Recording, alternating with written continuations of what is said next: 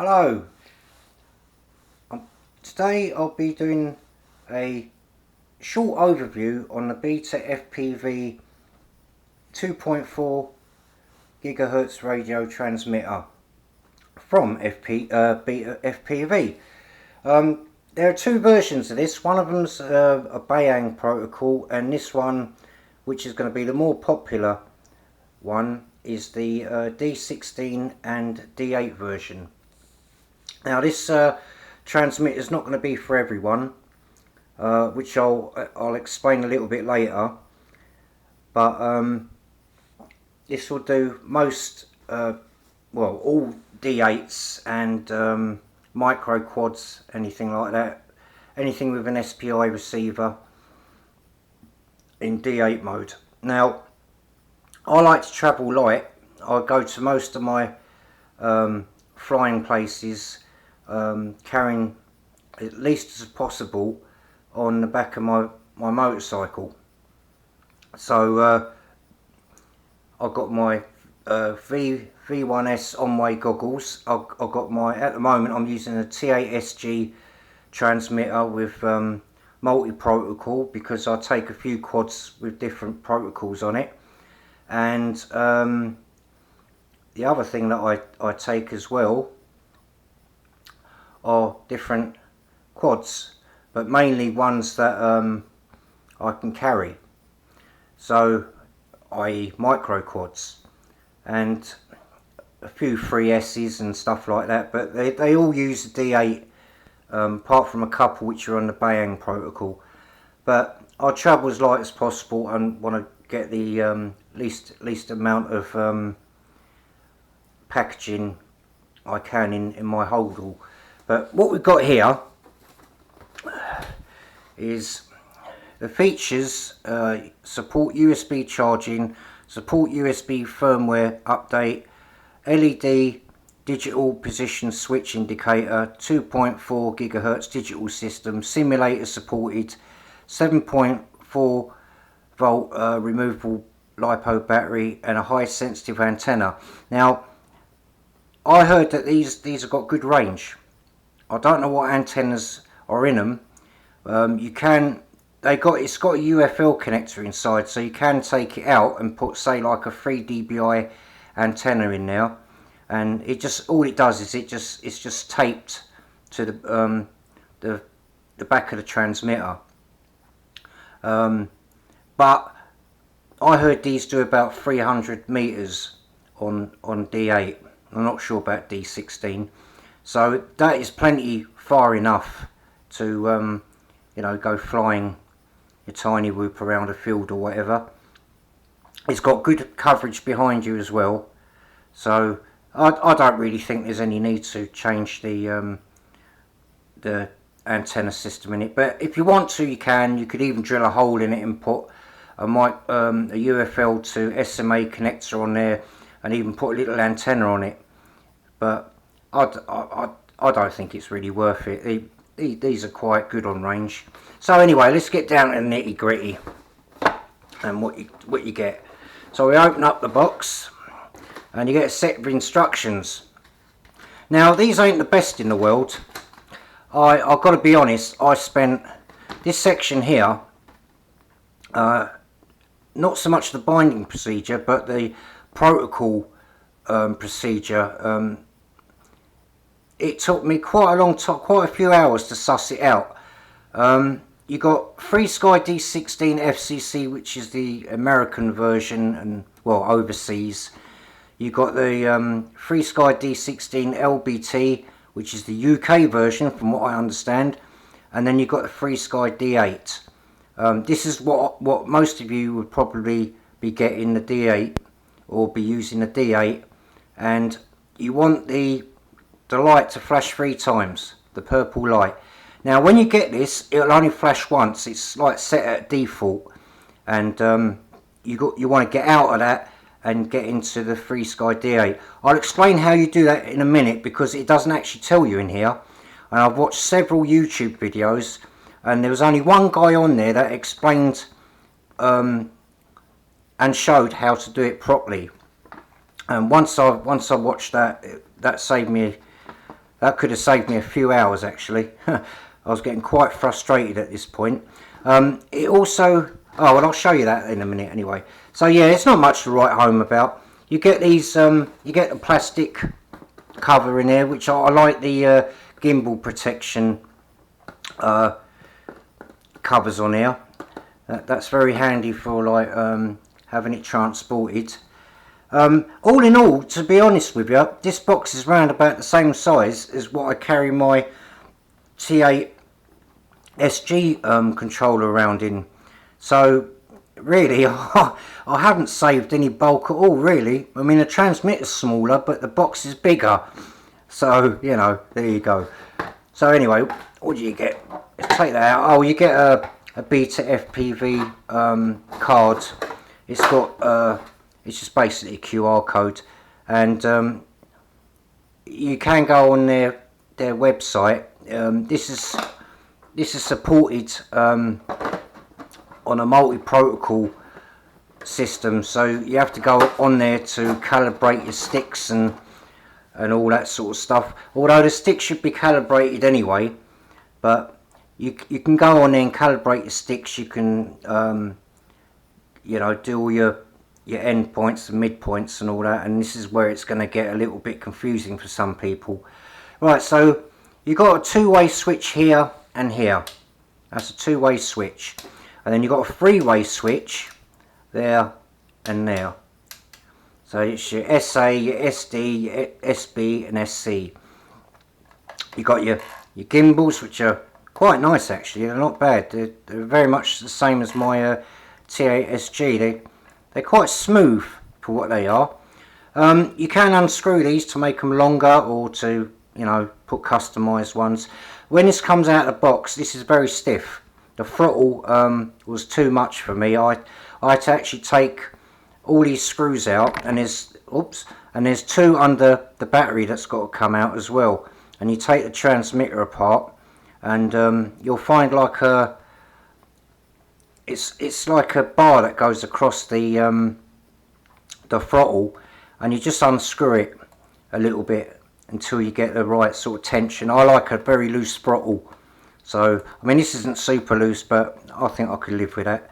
It already comes greased up, you know, so it doesn't rub too much, but I found that it needed loosening quite a bit, so I've done that. You got your USB port there for charging. I'll come to that in a second. And then you've got your trainer port there for, you know, if you're teaching someone how to fly, you connect it to another controller, all that. This USB port does two things.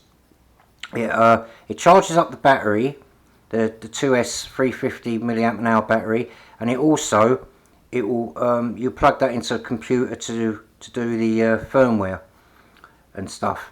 You got your bind button there, and you got your setup button there. Now the setup button you use in conjunction with the USB to get onto the their GitHub page basically, and do all your setting up. There's menus and all that on there. You can do anything from calibrating your controller to, you know, setting up your buttons and all that. You know, usual stuff. The bind button, I'll go through this in a minute, because some of it's a bit confusing. Right, there's the battery. You get an XT30 connector on there, and then you've got your balance plug that goes in there. See, like that.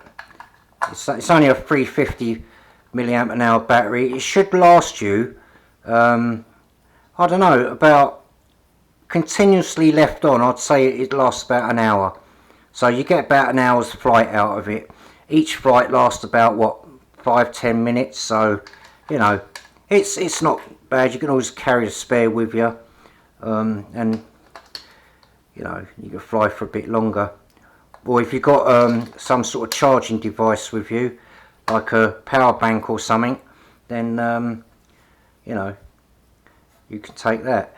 Right, so it's got a bit of weight to it. There's some weights inside here.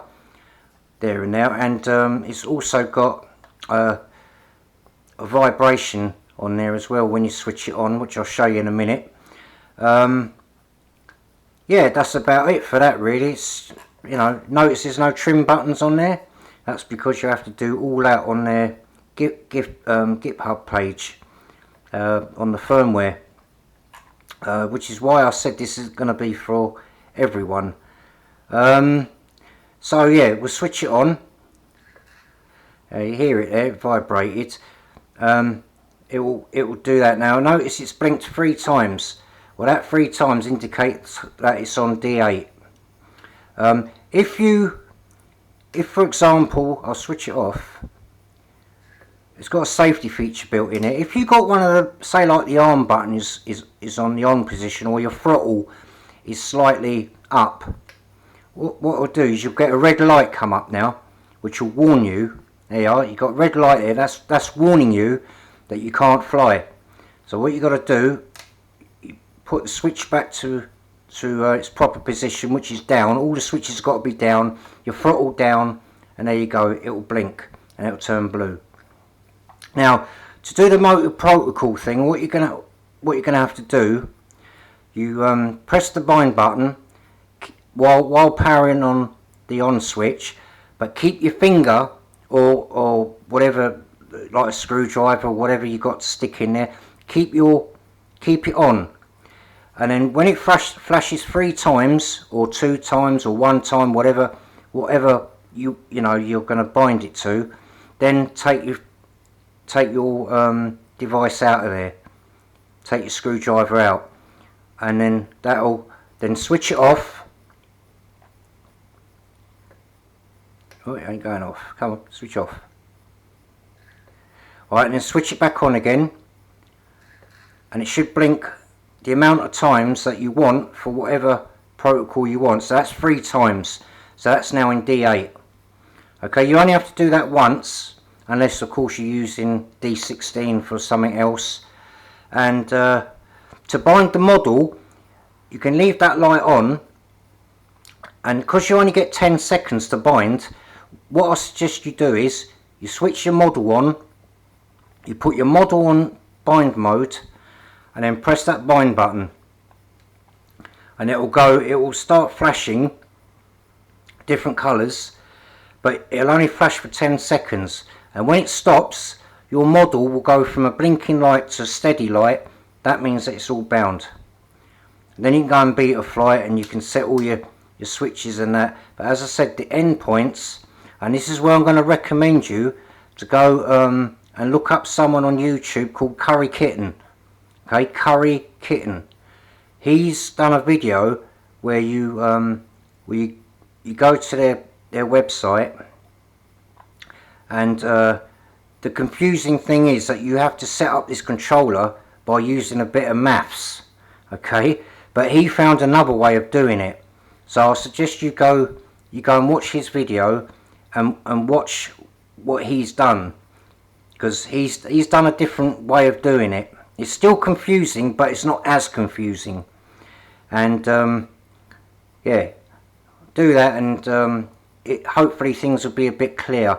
Because the other way, where you have to subtract and add to get your endpoints, is just ridiculous. I mean, you know, but that's their version of doing it. So basically that's it really. I mean, you know, it's a nice controller. It's got a little bit of grip there and that, and I can hold it. Actually, I find it's all right. It's got I haven't bound this. Well, actually, I have bound this to a model. I've bound this to an Emax Freestyle, and I'm having issues with the model, but it's not transmitter related. It's something else that I've got to sort out on Betafpv. It's, you know, it's probably only something simple, but it is bound to it. The switches do work and everything. It's just the motors won't work, so I can't show you. But yeah, basically that's it. That's the Betafpv Lite Radio 2. Not a bad bit of kit, you know. I mean, it feels okay. You know, they are proper gimbals. They're quite smooth. You know, and if you're flying a tiny whoop round in like a you know, a football sort of field, or football sized field, or anything like that. You know, why take something like a T16 with you when you're only going to fly a tiny little quad?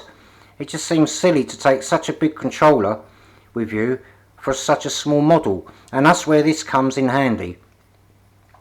It's you know, ideal for that sort of thing, and that's basically why I got it. We all want to leave a smaller footprint with these things, so rather than using, you know, I'm going to say for example the Emax E6 controller, which has got terrible gimbals. The controller itself is okay, but the gimbals are terrible. You know, this is where this comes in.